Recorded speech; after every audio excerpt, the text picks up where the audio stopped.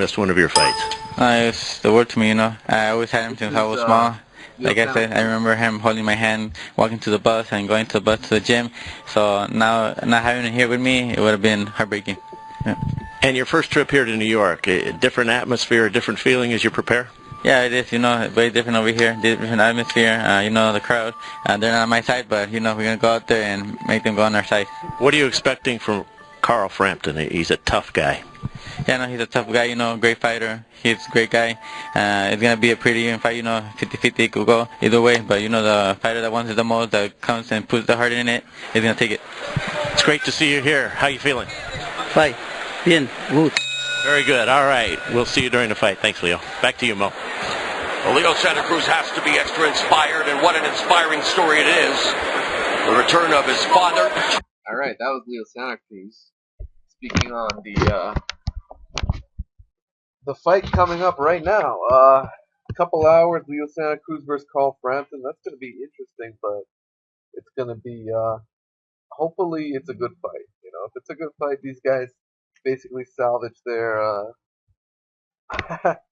their prestige or whatnot, their status in boxing, and they can really make an impact moving forward if they fight Guillermo Rigondeaux. Now, if they don't do that, they're going to be ducks for the rest of their career. So, hopefully, someone looks impressive, because they're going to be the standout guy featherweight.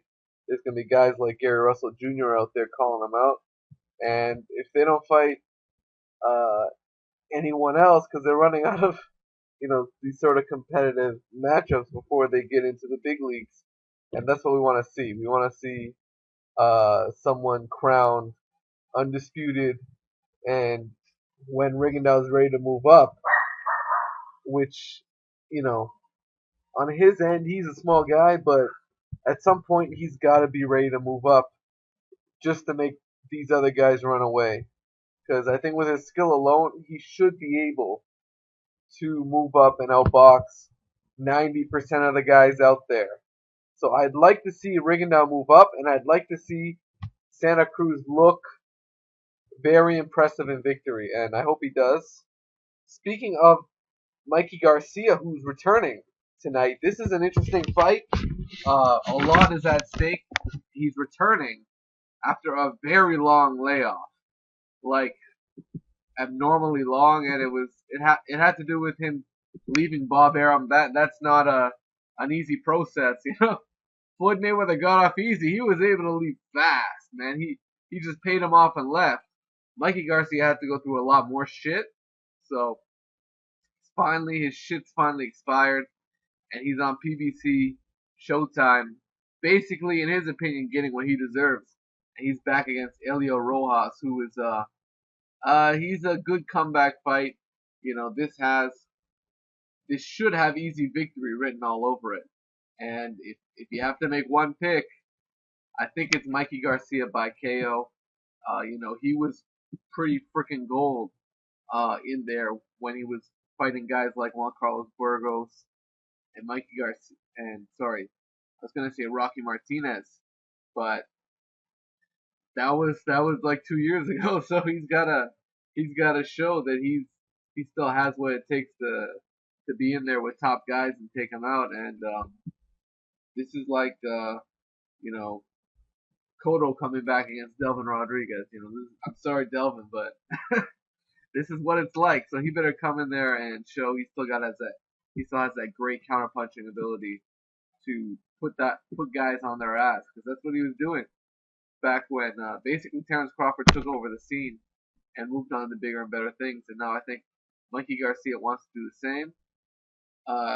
Considering anything can happen, coming off a long layoff can really